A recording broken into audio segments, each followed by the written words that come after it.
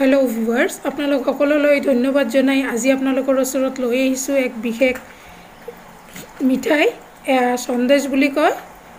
এয়া প্ৰস্তুত কৰাৰ কাৰণে এয়া মই লৈ লৈছো চানা এয়া প্ৰায় 700 গ্ৰাম গাখীৰৰ চানা মই চানা বনাই লৈ লৈছিলো এইখিনি মই মিক্সিৰ বাটিত দি দিছো আৰু এয়া মিল্ক পাউডাৰ হয় এয়া মিল্ক পাউডাৰ মই বাকি এয়া মই আধা বাটি অৰ্থাৎ প্ৰায় 100 গ্ৰামৰ নিচিনা ইয়াতে একেলগে দি দিছো লগতে এয়া লৈছো চেনিখিনিও মই লৈ আছো এয়া ইও মই আধা বাটি ইয়াতে একেলগে দি দিছো আৰু এইখিনি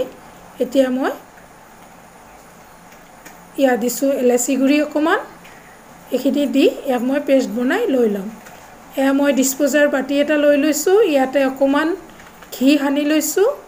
যাতে ইয়াতে বস্তুখিনি লাগি নধৰে ঘি হানি লোৱা হৈ আছে হোৱাৰ পিছত এয়া মই বাটাৰ পেপাৰ লৈ লৈছো আৰু বাটাৰ পেপাৰখিনি ধুনিয়াকৈ এয়া বাটিটোত ভালদৰে বহাই দি আছো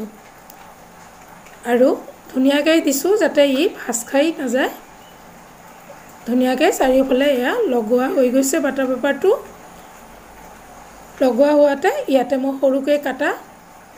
দুই পিস আনি দুই সাইডত দি দিছো যাতে সাইডতো মোৰ মিশ্ৰণখিনি লাগি নধৰে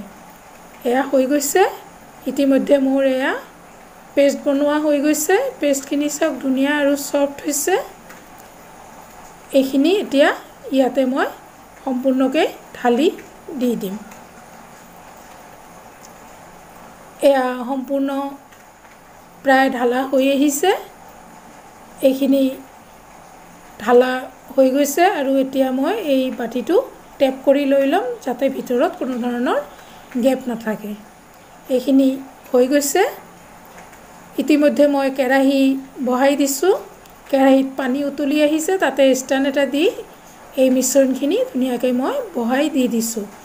বহাই দিয়াৰ পিছত ইয়াক মই ধুনিয়াকৈ ঢাকি দিছো ইয়াত ঢাকি দি তাতে ওয়েট এটা দি দিম যাতে ইয়াৰ ভাপখিনি বাহিৰলৈ ওলাই না যায় এনেকৈ দি 20 মিনিটৰ কাৰণে দি দিছো আৰু 20 মিনিট পিছত এয়া মই ঢাকনাখন খুলি আছো আৰু এয়া সব ই হৈ আহিছে তথাপিও মই টুথপিক এটাৰে আপোনালোকক দেখুৱাই দিছো এয়া টুথপিকটো ধুনিয়াকৈ ভিতৰৰ পৰা উঠি আহিছে আৰু কোনো ধৰণৰ লাগি ধৰা নাই গতিকে ই হৈ গৈছে মই নমাই লৈ লম যদি আপোনালোকে বনাওতে ইয়া টুথপিকত লাগি ধৰে তেতিয়াহলে আৰু 5 মিনিট মান ইয়াক বহাই থৈ নমাই লৈ লব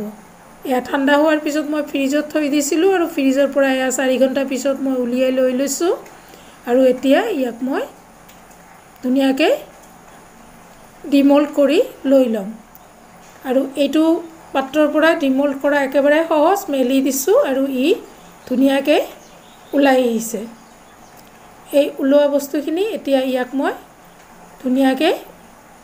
কাটি আপোনালোকক দেখুৱাই দি দিম এ ধুনিয়াকৈ মেলি লৈছো আৰু কটাৰী এখনেৰে ইয়াক কাটি আছো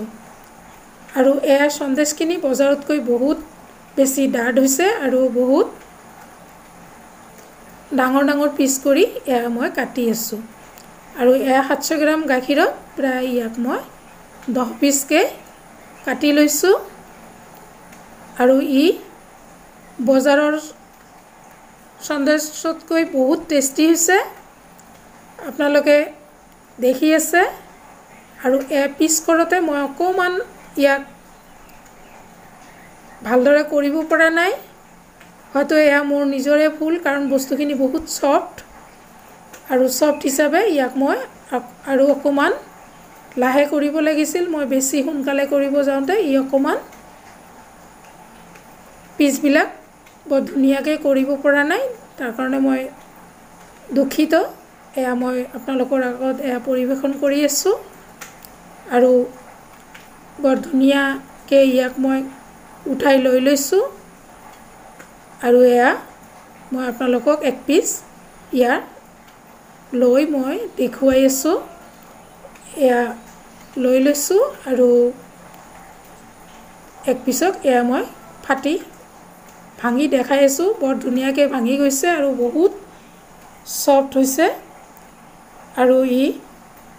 মিহি চুজিৰ দানাৰ নিচিনা হৈছে আপোনালোক সকলোলৈ ধন্যবাদ জনাই